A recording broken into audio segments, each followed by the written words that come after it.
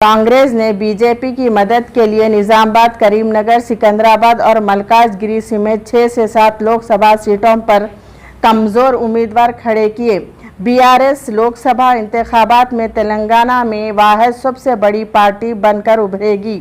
BRS को BJP से और कांग्रेस को ज़्यादा सीटें मिलेंगी। बीआरएस के वर्किंग सदर केटी रामाराव ने आज श्रीशैला में एक प्रेस मीटिंग से खिताब करते हुए कहा, रेवंत रेड्डी ने तकरीबन 6 सीटों पर बीजेपी के खिलाफ कांग्रेस पार्टी के कमज़ोर उम्मीदवारों को खड़ा करके बीजेपी को जीतने के लिए किशन रेड्डी से ज़्यादा मेहनत की।